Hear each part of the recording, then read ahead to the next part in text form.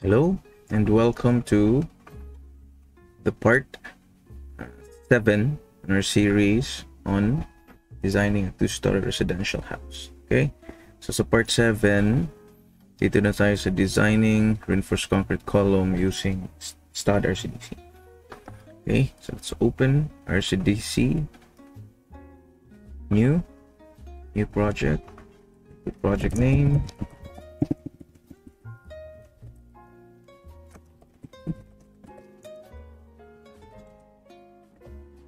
And design code, so we'll be using 2014 American Concrete Institute. Okay, this is our file.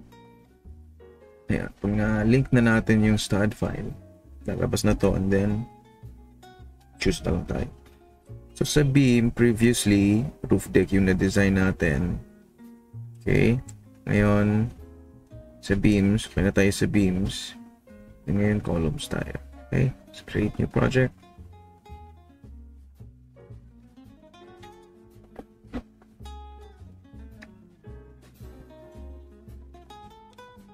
Yung okay, as you can see, ready na to for final plan layout. So ito na talaga yun, isa stud. Yeah.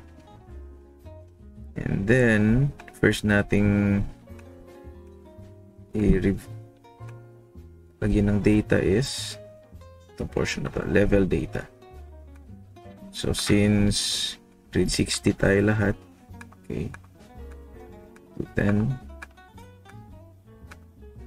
and then concrete is 3000 psi.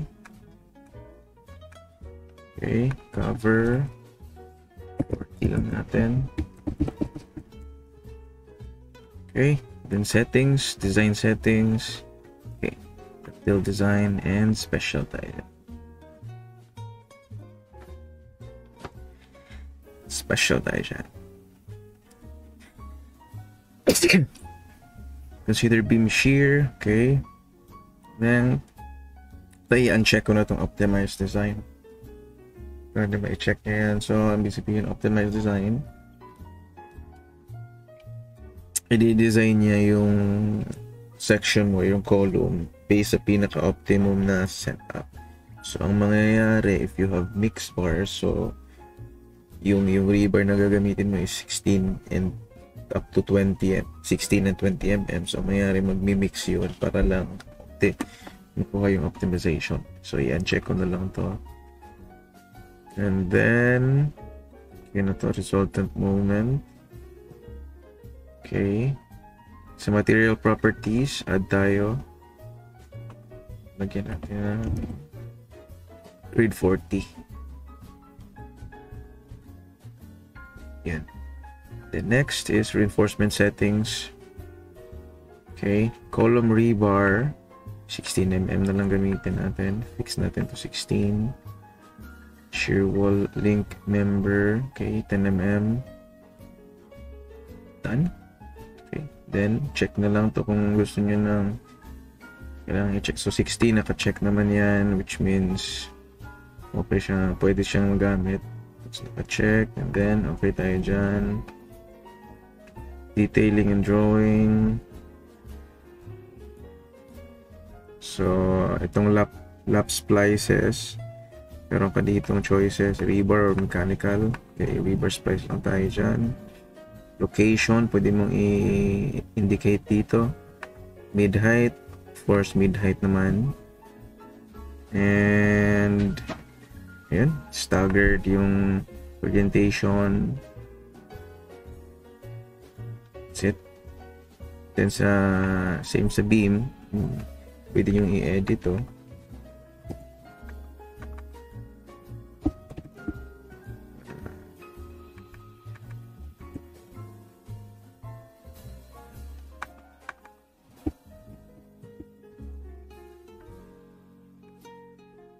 Next is zone and bar settings. Wala naman na to.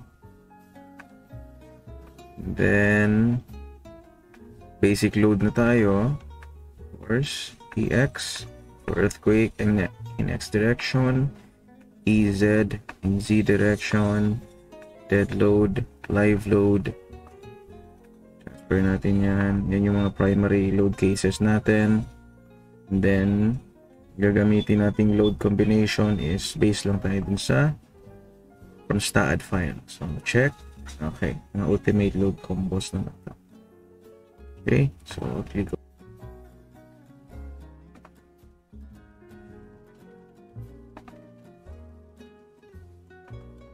Same settings. Remove na lang natin itong beam shear.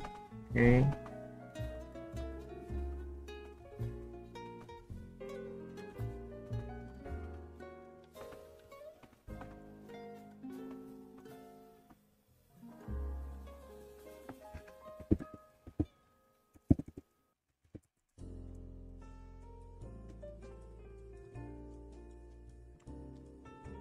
Okay.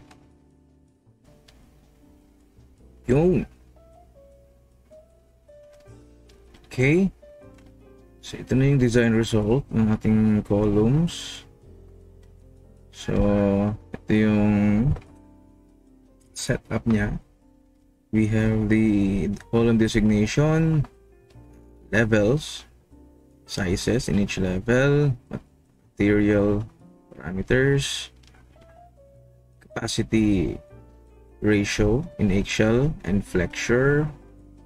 Okay, and then main reinforcement dito naman is ating secondary reinforcement. 75. So as you can see,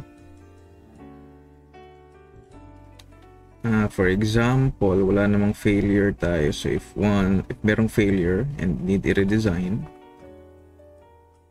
para itong C2, ito, for example, C2, titignan natin yung reinforcement ng C2 from ground floor up to the roof deck, 16 mm sa ground or sa footing level, footing to ground floor, and then 16 sa ground to second, and then second to.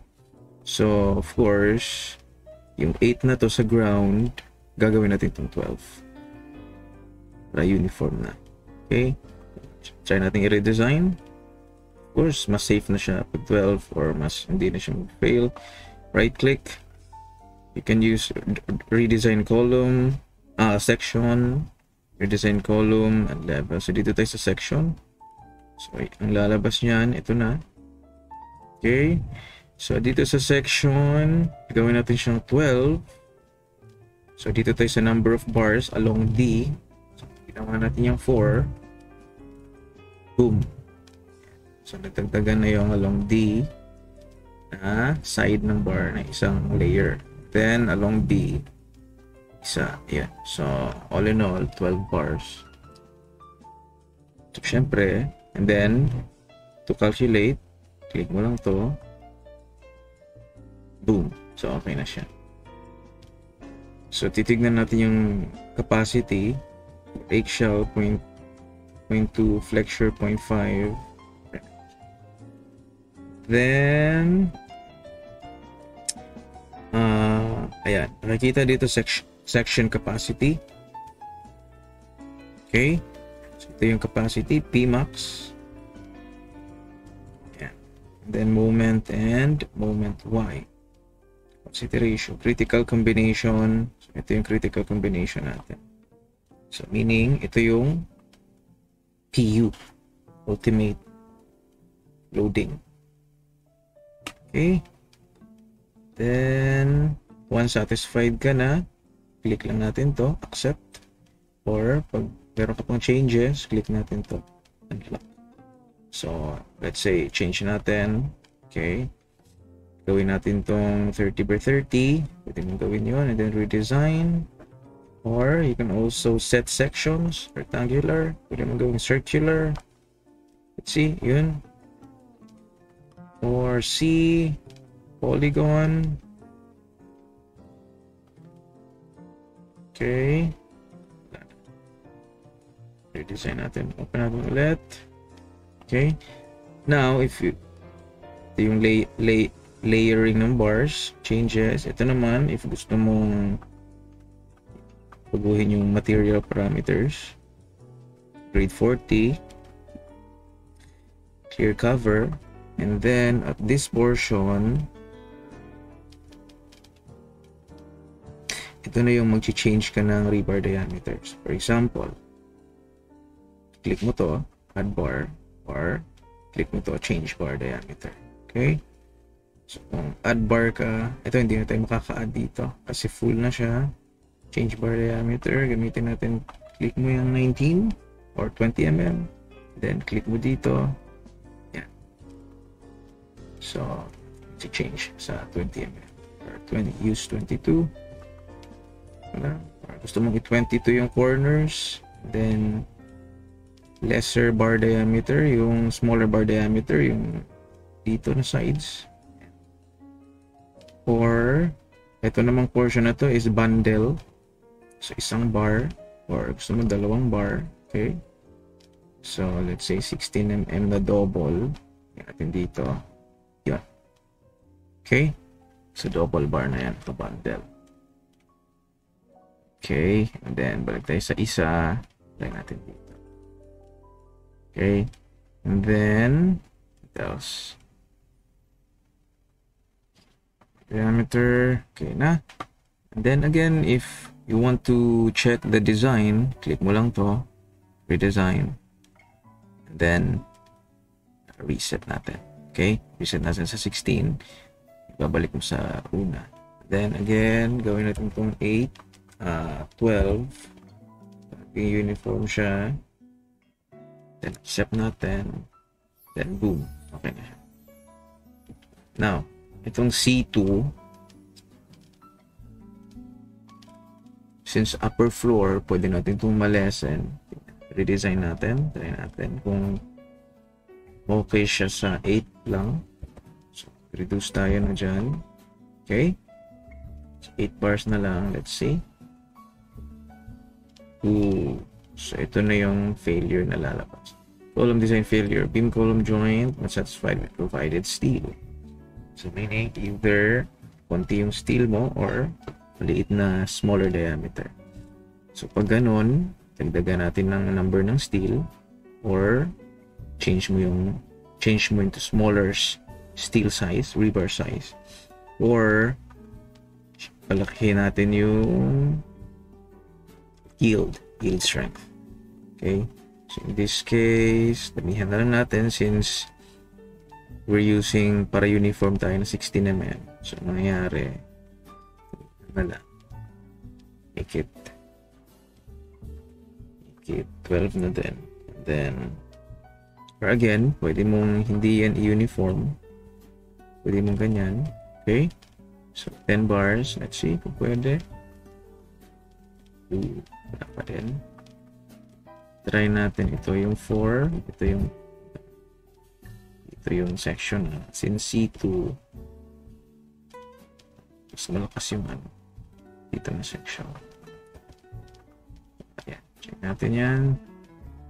Then, accept lang natin. Okay? So, pwede mong gawin yun sa ibang bars pa. Okay? And, dito tayo sa other, so let's say, quick section. Okay. So, lalabas lang dito in drawing. So, 12, 16 mm. Column is 35 by 35. Then, yan yung links mo. Design niya sa links.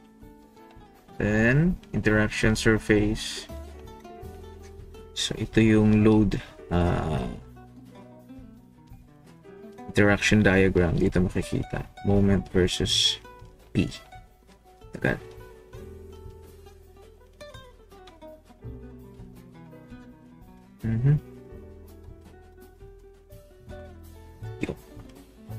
Okay. So, ayan na yung interaction diagram natin.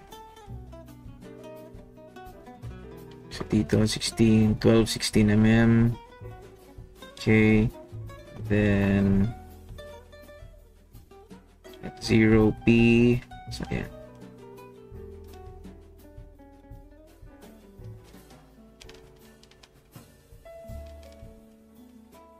Okay. So, ito siya, pure compression. Ito siya, pure tension. Sorry. Ito yung pure compression. Ito yung pure tension. And then, moment natin is itong axis na to. Horizontal axis. So, yung red, tsaka yung blue. Yan yung ating moment. So, maximum moment ka somewhere here. At P equals 330. And then, yeah. So, 0P ka at this portion. At this point, 0P. Okay.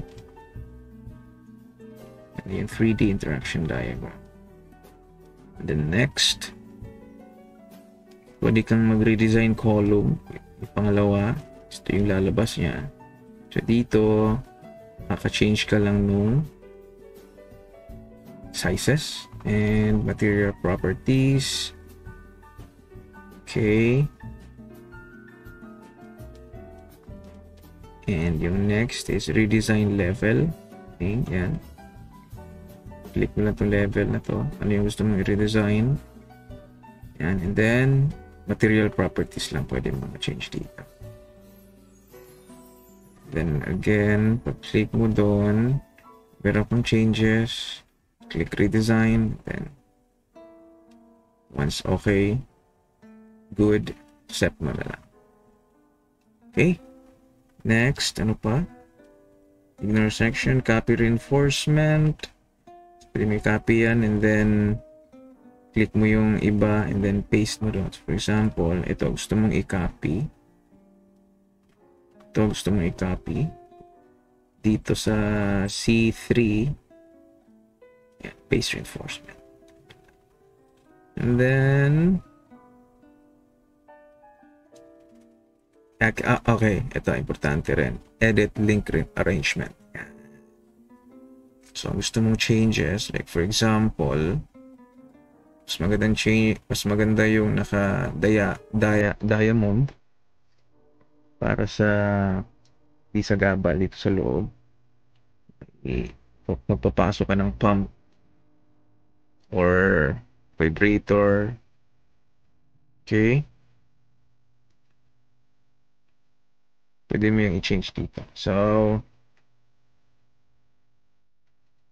auto link, pwedeng ito yung i-choose mo. Auto na siya and then ito. Okay. Like for example, same diamond. So,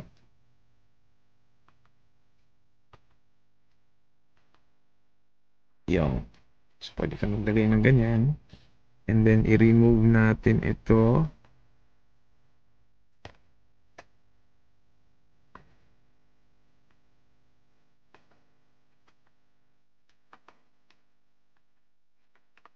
Okay. And then, ito yung ilagay mo. Open link. Yan. So, pero ka choices. And then, once okay ka na sa setup, again, accept. Then, siya doon. Okay. What's next? Dito na tayo sa reports. Okay na tayo sa design. Sa view. It's all about load cases and forces and members. And dito. Okay. Reports, again. Automatic na yan. Sa text schedule. Talagay dyan. Levels. Foundation to ground floor. Ground to second. Second to third. Second to roof deck. Okay, so nakalagay na dyan. C1. So,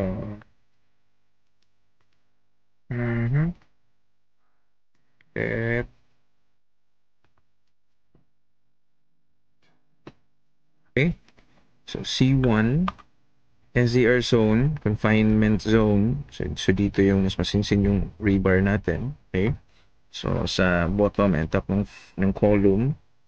So, full height, meaning all spacing, which is this one. Well, ito. Hindi kasi natin ma-edit dito yung mga sizes.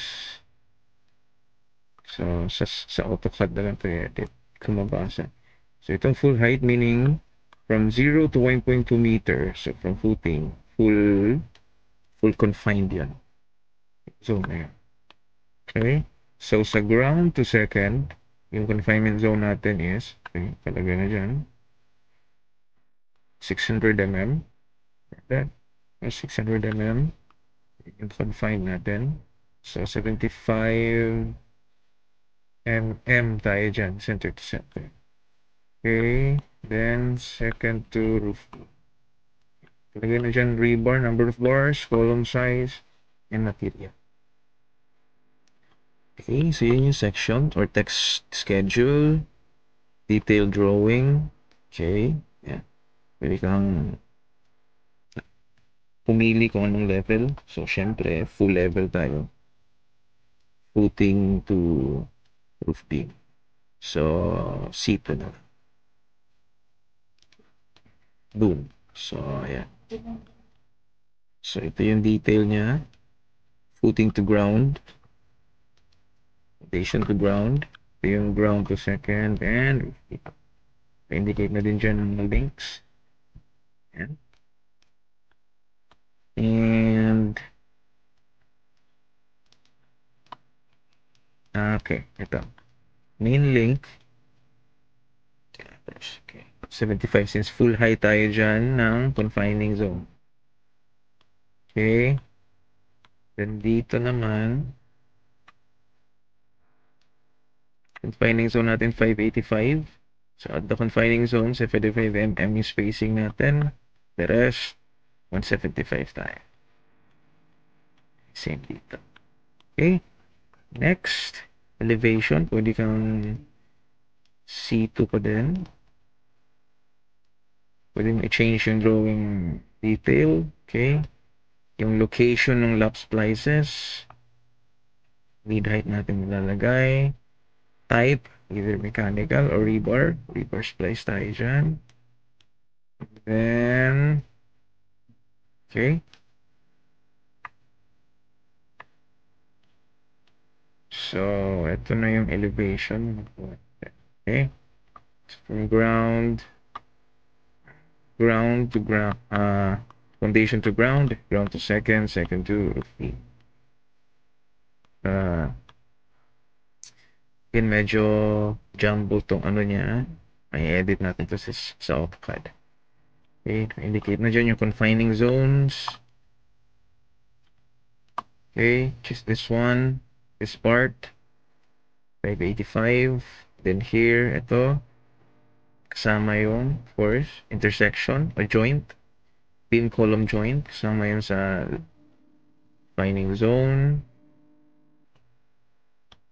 Okay. Yeah. Then, reports. Of course, design summary, meron dyan. So, ang nalagay sa design summary is, ito na. Ganyan na. Naka-table lang siya. So, nakalagay ang mga load combinations. Okay, and then levels. So, that, for example, sa column 1, ito na yun siya. So, first level, second level, third level. Okay. Talagay na dyan. And then, pag dito tayo sa design calc, of course, pipili ka, let's say, C2. Pwede ka rin pumili kung anong level sa column 2. Pwede. This case, sige. Ground to second floor ng C2. Design calculation. Okay? First, meron tayong mga definition of terms. Okay. Then, code references. So, we use 2014 PCI. Okay. So, first design is on sway. Yeah. Sway calculation, stability index. Condition, non-sway, which is very good. And general data. Ilagay na dyan. This is ground to second. So, 1.2 to 5.1 meter. Design code concrete. Okay.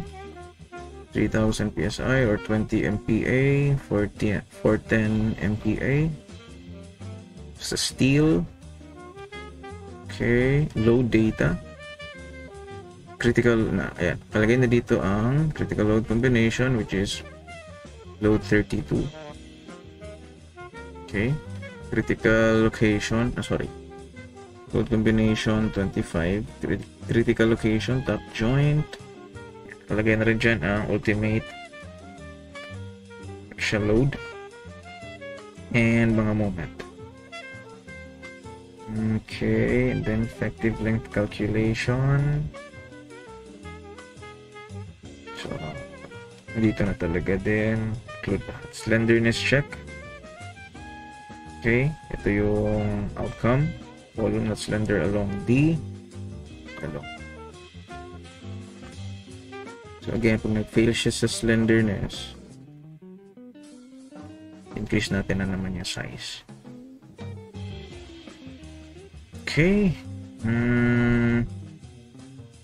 Okay, calculation of design moment. Yan. Ito yung mga ultimate moment natin. Okay. Then, final critical design forces. Kalagay na dyan. Yan na yung design forces na gagamitin natin for the design. Okay, computation of VPN. Okay, minimum area of steel.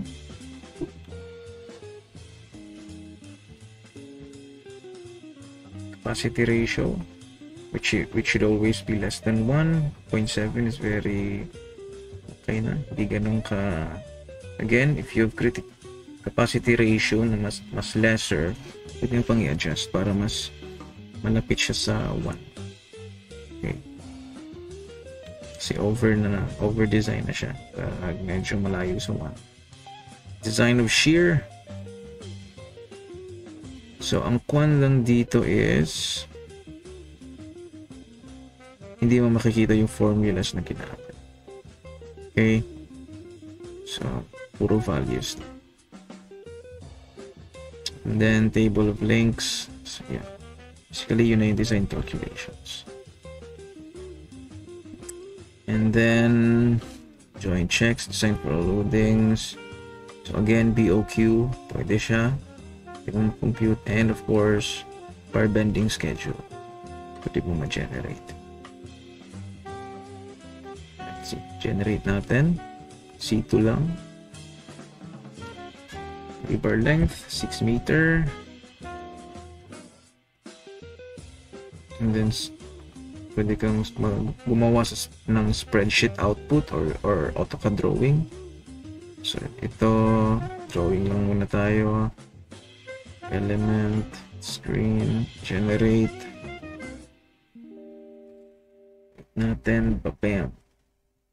So, ito na. Ito na yung bar bending schedule for C2.